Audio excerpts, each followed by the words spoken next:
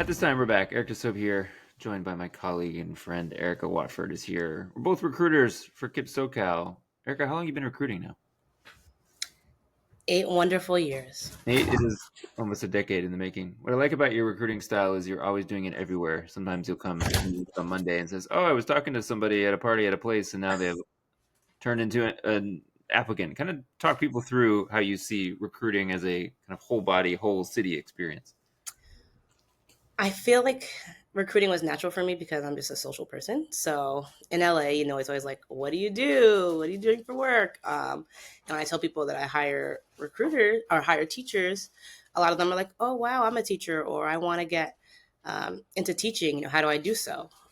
As we know, getting your credential in California can be very complicated. So when I drop my little bit of credentialing knowledge on them, and as my boss taught me, always have your business cards on you. I'm always able to make connections. So I think it's just the culture of LA. You really are able to connect with people on like what they do, and it comes naturally from there. Is there a particularly strange place you've struck up a conversation about teaching with someone? I was at a Halloween party a couple weeks ago. I was in an astronaut costume with alien ears, and I connected with someone who said he wanted to become a social studies teacher and he didn't know where to start. I forget what he was dressed up as, but we're literally like in Halloween costumes That's talking funny. about teaching. And I Nice. gave him my business card, and then we had a call literally like the following week, and I sent him resources on getting his credential, and so he's gonna register and take the CSETs and come back to us down the line. You have a big friend group. I imagine folks in your friend group ask you for job advice or applying advice or interviewing Yes. advice. What questions do you hear most frequently from those people? What do they want to know from you? Well, they want to know just like what are some typical interview questions to be prepared for. So I tell not just my friends, but even when I'm coaching people through interviews, always be prepared for strengths and areas of growth or weakness, as we commonly hear it. Tell them don't say I'm a perfectionist as an area of growth because that's not real. Also, be able to talk about a challenge that you've had in the workspace, but also with a colleague more specifically, and how you're able to work through that, but also be honest with your mistake. Don't put it on the other person. Make sure you share your reflections and how you grew from that experience too.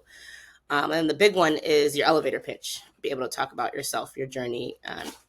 Where did you go to school? What did you study? What brought you to where you are today? And if you're making a career change, why? You've looked at, man, what, 5,000, 10,000 resumes at this point too? Like what at this point stands out to you, or what do you like or dislike the most when you open up a PDF file of somebody's resume? I first dislike when people upload resumes on pages. Number Right. one, Yeah, make sure it's a PDF file, friend. please submit on PDF or Microsoft Word. I really like resumes that are clean, that they have your experience in chronological order, starting from the most recent, and that you have all of your experience up there. Any experience that's maybe 10 plus years ago, that's fine. But for folks that they'll tell me on the phone, "Oh, I did this, but I don't see it on their resume." I then have to go back and ask you for a revised resume, and I'm nice and I'll ask for the resume, but not all recruiters would take the time to do that. So just make sure that you have the relevant experience up there and in chronological order. Resumes that I don't like, typos. Mhm. Please double check your work. Send your resume for someone else to look at, especially when the dates don't match up. If you say you're teaching at this school during this year and you're teaching at another school during the same year, now things are looking funny. So just make sure that you have all your ducks in a row and that your resume looks clean and no typos. I think one of the reasons you're good at what you do is after people are hired, you still stay in touch with them. How do you think through that part of the work where it's not just acquiring only, but actually trying to keep people here? Yeah, I think KIP has a unique culture where we're not just hiring people based off of like, can you do the job, but are you going to care about the students? Are you going to care about the community? And we have a culture at KIP where everyone here cares about the students in the community. So we find people that really just like mesh with folks, and that starts with the talent team. So I really feel like that, not just me, but the recruiters on our team, you, the mayor of LA, Mhm. able to really connect with everyone. A lot of the teachers now we're hiring, they're my age or my direct reports ages, and so we're really able to connect with folks. I'm also the person that convinces people to move here from the East Coast, as I did it myself. So I do have quite a few friends who I hired as teachers, or now they're admin members who are my friends because we have that East Coast connection, and I kind of showed them the ropes and showed them around within their first few years here.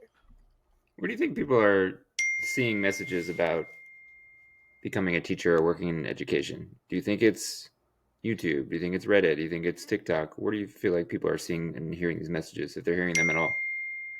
Well, I can't speak to TikTok as I am not the app. Yeah. So I've seen some stuff on Reddit. I mean, everyone's on Reddit. So I've popped into teacher Reddit before. I've seen some of our sub vendors in there advertising. I've Yeah. advertised on Reddit before. Um, I know millennials were big fans of Instagram, so they're seeing Mhm. some stuff on Instagram, but I'm assuming TikTok is pretty big. I have teacher friends who are on TikTok, and there's just a lot of people sharing what they're doing in class or trends. We know we also have like these teachers on YouTube now, like Miss Rachel, for example, Yeah. pulling resources from them. So I really think since COVID and we had to tap into social media more, it's everywhere.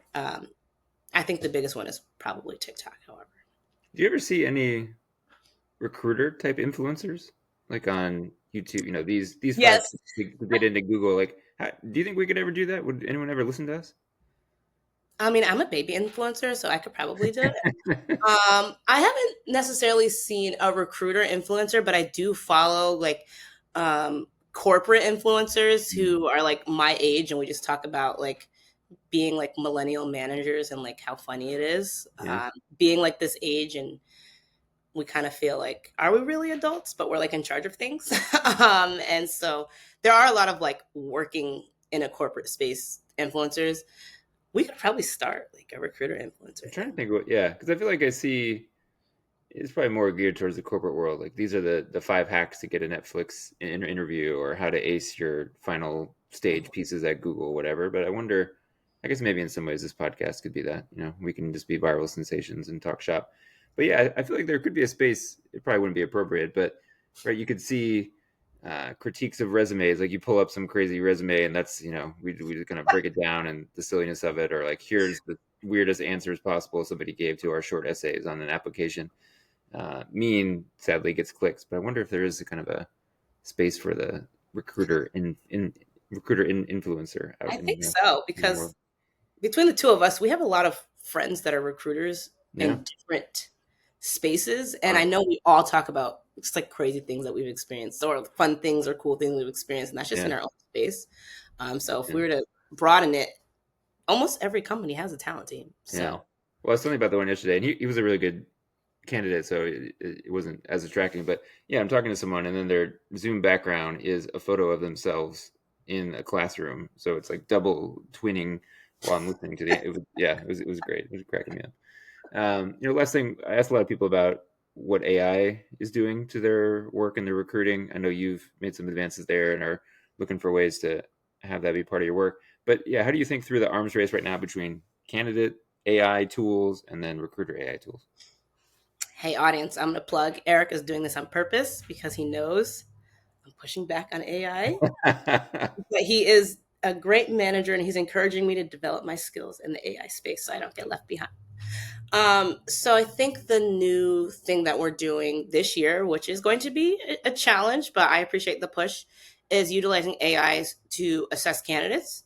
And it's not in a way to replace us in our assessment. We're still assessing candidates, but it's just an additional eye on candidates. So Eric built this amazing bot where he put in our teacher performance rubric known as TPR.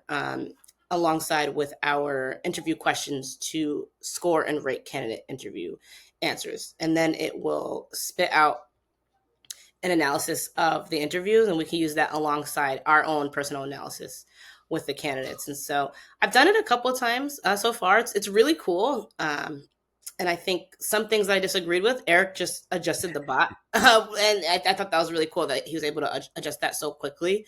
And so we've only used it with a few schools so far. We haven't gotten to the thick of our hiring season yet, so we'll see how that goes. So still new. We'll see. We'll see, but I think it's a really cool feature for sure. Yeah, and we'll see if the bet pays off. Where our goal is actually for candidates who are listening to this, that we would be able to have a deeper conversation with you, not actually to remove our ability to connect with you, but actually to give us deeper info faster, so that we can then, when we actually hop on a Zoom or hop on a phone call, can kind of get right to it, as opposed to having to do the survey questions of what you've done. Hopefully, we have that internalized better. We can actually just talk more like humans, actually. So we'll see if that plays out or not. Maybe the bet is wrong, but yeah, it's interesting to kind of watch how that will turn out. We'll see. Robots, yay, robots. I like the AI bot for benefits. It can stop bothering That's true. So, our yeah, HR people when it yeah. comes to open enrollment. I thought that was cool. Okay, people want to know, and then I'll let you go. Jonas Brothers Christmas movie. Where did we land on that Oh one? my gosh. Okay. Jonas Brothers Christmas movie. Audience, I'm probably the biggest Jonas Brothers fan that you'll ever see or meet in your life. Loved the movie. There was a lot of drama when they broke up when I was in college, and Mm. pretty much like all that drama they just put into the movie about their opinions of each other and how they think the others think of Oh, each other. meta. So it was drama. It was really good. I really liked it. Yeah. So Okay. great Is there movie. a next piece of content you'd want from them? Like they've kind of Oh, covered some they just ideas. announced that Camp Rock 3 is coming out. So really excited to see that. Hmm. And I would just love for them to go on tour again. Tour is good. Okay. Where can people see you next Thursday in person, in the flesh, if they want to Oh get your yeah. So autograph next or they're a big fan? Thursday, December 11th, my quarter birthday for anyone who wants to know. We are having a kip and sip at Prank Bar. Our kip and sips are really fun, and it's always a major hit. Prank Bar, downtown LA, great food, great drinks. So, for any admin members, teachers, operations, teacher residents who are interested in learning more about KIP, connecting with the talent team, or with other educators and admin members at KIP SoCal, come see us at Prank Bar, downtown LA from 6 to 8. Love it. Appreciate you coming on. Thanks everyone for listening. All the past episodes, all the places you get your pods, Spotify, Apple, and of course, Stunning 4K on YouTube. Thanks for tuning in. We'll catch you soon.